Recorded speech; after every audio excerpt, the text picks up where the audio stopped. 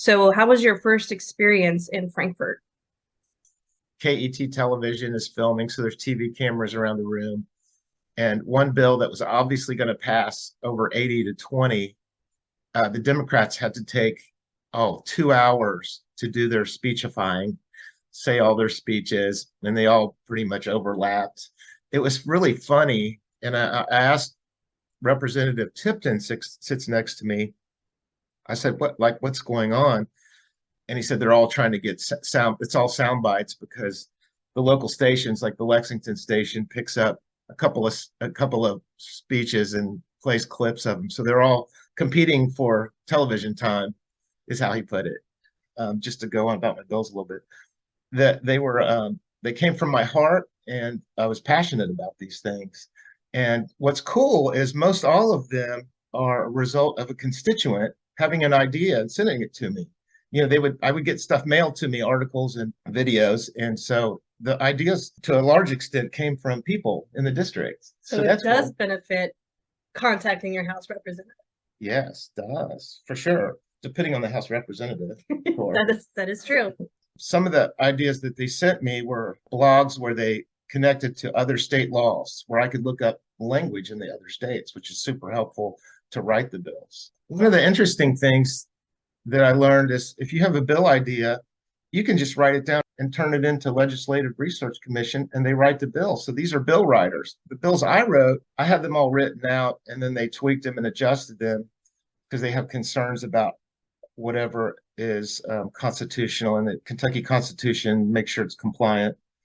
But you can just give them an idea and they're a bill writer. So you could say no stoplight should hold for more than 2 minutes and hand it to them. And so they research the different statutes having to do with traffic lights, and they write it up. Actually, a quicker process than I ever imagined. But I had worked on my bills that I've written out. I was gonna say, I just keep thinking, are these House representatives at home going through all this research and then typing up their bill, or is there somebody actually doing it? Yes, Or both? not often. It's Got it. both, but not often. Okay. So unfortunately, what usually is that legislators are funnels for some public policy group or some lobbyist group, some business. They send it to their representative. This is what we want, and then if he agrees, he proposes it, which isn't always bad. Mm. But I'm just saying they're oftentimes these bills are written by outside sources and given to the representatives to go from there. So the representatives, all those bills that you see, they're not necessarily written by the representative. But I can claim that mine, to a large extent, a high percentage of the wording in my bills is from me. Well, do you want to? Bill 57 was the 57? first one filed. This is an act relating to the right to refuse medical treatment. And a blurb from it: no person, employer, entity, or healthcare provider should require, mandate, or coerce a competent adult to receive or use a medical procedure, treatment, or a shot, prophylactic, pharmaceutical, or medical device. This is a medical freedom bill of bodily autonomy and informed consent. And a lot of these bills have been proposed over the years, last 3 years, with all the requirements to take injections. There's different people, different approaches for different people. If you think back 3 years ago, people didn't have to take medical treatment for their job. They weren't hired based on what shots they had or anything like that. So I want to return to where we were, which is just the Constitution, basically. Kentucky Constitution, US Constitution, medical freedom. We shouldn't be. You look at a hospital, the doctors and nurses were already working. They didn't choose. Weren't given a choice that if I go work for this employer, they're going to make me take the shot. That wasn't what happened. They were all just already there working. So this just goes back to the rights that we had 3 years ago. So I just want to put it in perspective like that. There's other bills people have proposed last year and this year that I understand they're more employer based. So they say that a private employer, or their point is that private employer should be able to do whatever they want to do. And if a person doesn't want to work there, they'll go elsewhere. Or if they don't agree with it, they can just quit. So they're more employer based, but I go further than that. I don't think that's enough. That's not right to me. So tell us about House Bill 58. Okay, House Bill 58 is an act relating to protecting the exercise of medical ethics within the medical profession. A medical practitioner, healthcare institution, or healthcare payer should have the right not to participate in or pay for any healthcare service which violates their conscience. The example would be performing an abortion against their will, and the current stories we hear across the nation, removing healthy body parts of a minor child, that sort of thing. So it's getting to be a bigger issue. If we don't protect doctors and nurses, people with Christian beliefs, religious beliefs, faith, morals, and ethics, they're not going to enter the medical profession. They're going to do elsewhere or other jobs. There'll be and there's already an issue with filling positions, and this will protect people so they don't have to do these services in order to keep their job and make a living. So we've had a lot of support for this House Bill 58. There's similar conscious protection acts in other states like Mississippi, Arkansas, Ohio, and even Illinois has conscious protections. And I'd like to mention, if there's any doctors or nurses listening, if you want to help jump on board with this and help support this bill, it'd be appreciated.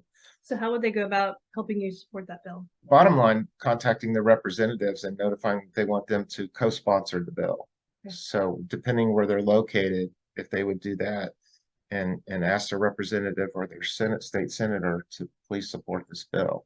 This bill has been introduced, similar bills have been introduced in 2020 and 2021 in the Senate. And I've heard that I have a good support. There is good support for this bill in the Senate if we could get it through the House. So I think the House is the challenge. So it's probably most important if you can contact the House representatives, your local representative, and ask them to sign on to it. This bill is supported by many groups, including Alliance Defending Freedom. They're working on it. Christus Medicus Foundation, Christian Medical and Dental Association, Catholic Medical Association, and the Family Foundation. So all those groups have already expressed their support for this bill. So it could get some momentum working here. And so I appreciate this opportunity to talk about it today, because that's one that could really move. That's alarming if you said that the last few years that bills similar to 58 have been introduced in the House, but not gone anywhere. Yeah.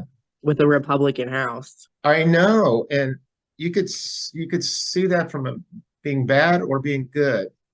I think it's good in that the foundation is laid, and the Senate sounds like it was Senator Meredith, and Alliance Defending Freedom representative contacted Meredith, and he thought the biggest obstacle would be in the House, and he's all supportive of it. So he thinks it can actually move, and so maybe the foundation was laid from those earlier attempts. You know that your efforts are genuine because your bills don't have any kind of fluff.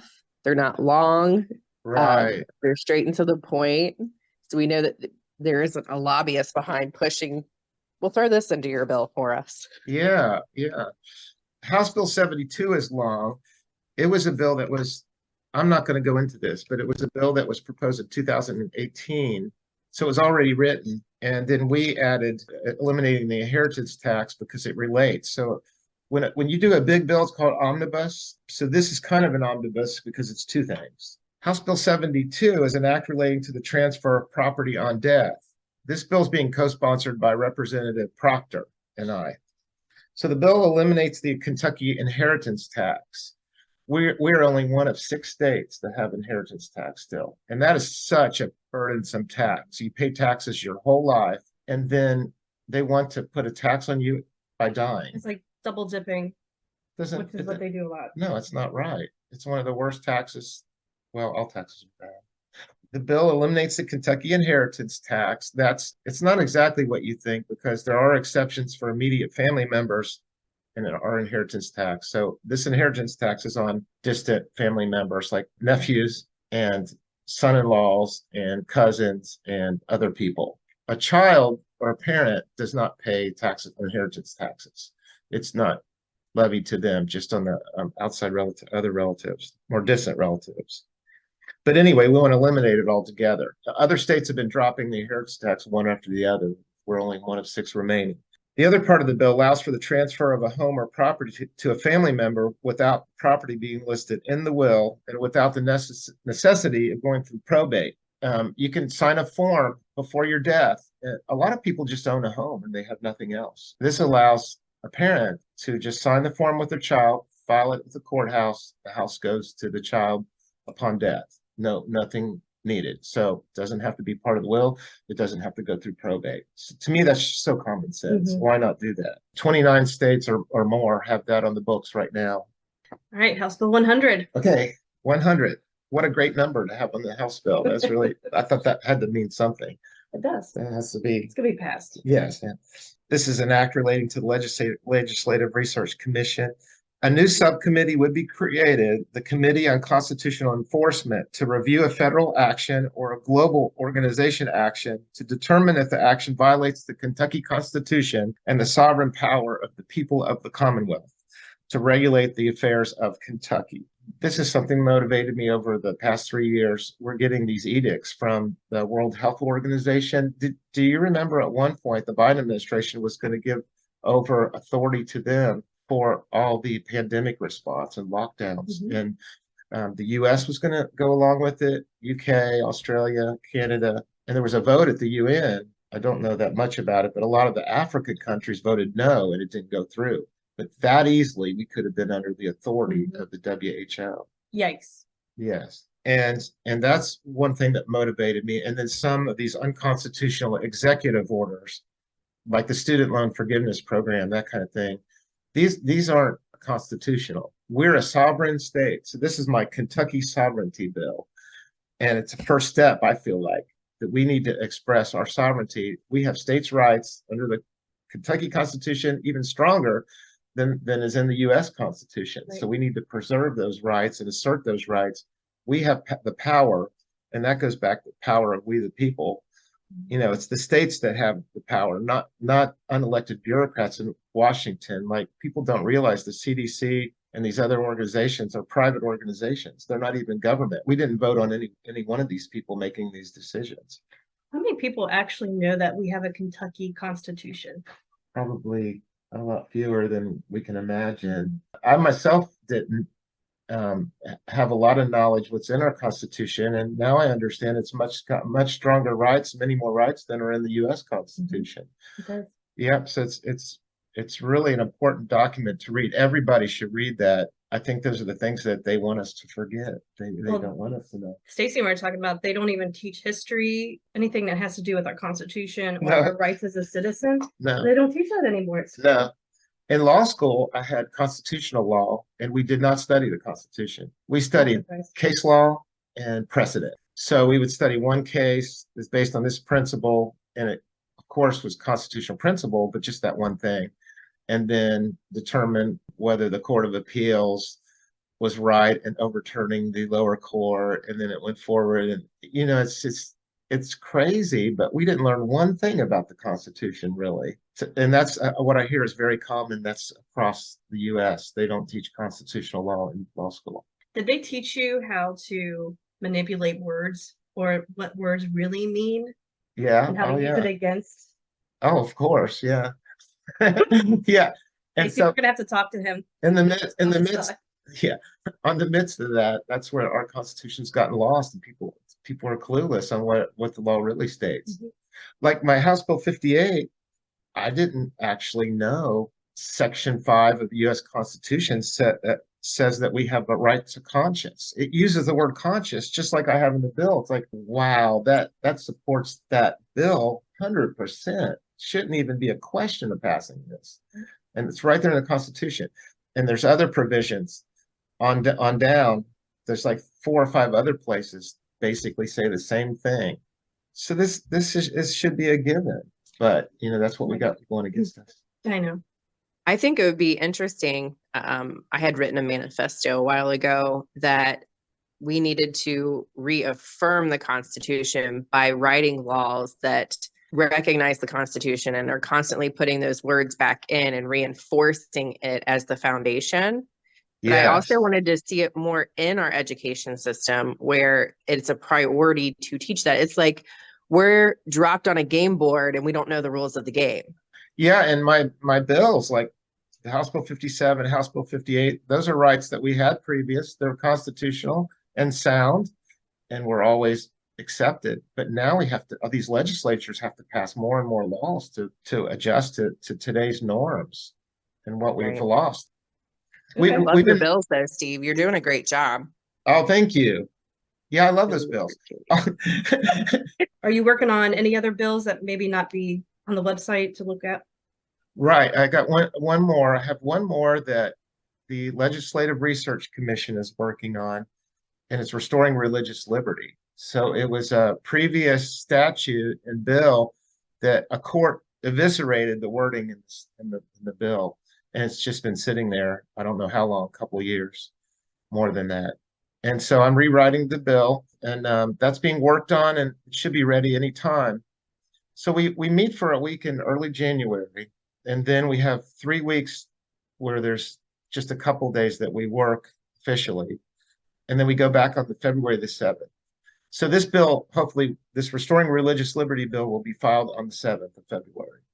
The session runs from February 7th to March 3rd. So this is a 30-day session. Every other year is 60 and 30. So next year will be a 60-day session. And so it's 30 days, 60 days.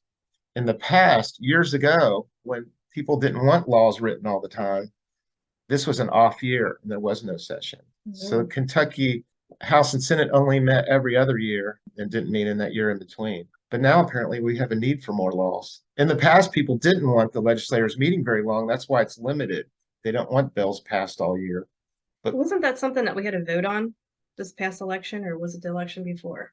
There was an amendment in there that talked about extending. That was this past election, extending the legislative season to be like Yeah, all year or something crazy. right. Yeah, which I would think could result in a nightmare of Yeah. being in office on December 31st, pushing a bill through at midnight on December 31st because it extended it all year long. And it would have ended up costing taxpayers more money, I believe, because they would have had to add times that we were in office and working, and it would have been a way to grow state government. Yeah. I wouldn't be surprised if they tried to change it. Like they've got the data and they know when we're not paying attention and they're like, this is our new legislative season. Right. Yeah. They just changed the rules instead of it having it be an amendment. Are there any other bills that we need to be informed of? Maybe we need to contact our representative. Yeah, it'd be great if you check all the bills that are filed, but maybe after February 7th. There's a lot of good work being done on education bills and on parental rights bills, and they are not filed yet. So you can't look those up right now. We've been speaking to bill sponsors down there. We're going to co-sponsor this bill. When I say we, some of us here in Northern Kentucky legislators, we're going to be working with them, and we've read through their bills, and it's not officially filed yet, so you can't check those right now. But hopefully February 7th or 8th, you'll be able to look those up. But there's a lot of good bills. The parental rights bills that are being worked on that we've gotten to see and read, the one bill is 27 pages long. So in that bill, they're trying for many things, many of these issues. They've got them within the same bill, many of the issues that are going on in our society right now. The other bill is anything strengthening the privacy of our students, because yes. Jill and I have been researching, and K through 12 education is the #1 target for cyber attacks. So Yeah. the less data they have on our kids, the better. So the one bill is 27 pages, the other bill is 7 or 9 pages, much shorter. So both of them are going to be introduced. I asked them if I can co-sponsor both bills, and they said that's fine. So those of us that co-sponsor one bill can also co-sponsor the other bill. So we're glad to do that because we don't know which one's going to move along quicker or move along at all.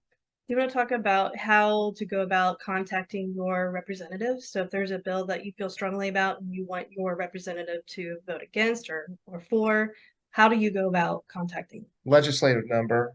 I was advised by a state senator that a more effective way, when you call in, if some bill's going to be voted on that day, it's really tough for the legislatures to even see your call or email or text. If you can, and if there's time, call the legislative assistant and leave a note with her or him, because the legislative assistant is more likely to hand them a note or tell them personally, and then they hear it. And yeah, this came from a state senator who they passed on one bill and he got back to his office and there were a bunch of calls on it that he didn't see in time. So that's a good step to take. If you can find out who the legislative assistant is and just tell them and give your information to them. instead of the switchboard operator. I've done that before. I called down and I asked for Schickel's office, and whoever answered the phone was from his office. Yeah. And she took my message. That's a more direct contact. And so we're in touch with our legislative assistants. They're great. Can you tell us a little bit about the different committees? Well, when we were in our training, we were given the opportunity to pick our top 7 choices for our committees. So I picked education and judiciary and state government. And I got all 3. It was really great. I didn't know that would happen being a new person, being a freshman coming in. Right. So I was excited about that. The committee chairman for education is James Allen Tipton, very experienced gentleman, very well liked. Really thankful to be on there with him. The judiciary is Whitney Westerfield. We haven't met yet. We've just met in the education committee, and there's some others on the education committee. Steve Doan is on there, Candy Mazzarani, more experienced legislators on the education committee. The judiciary we haven't met, the state government we haven't met until after February 7th.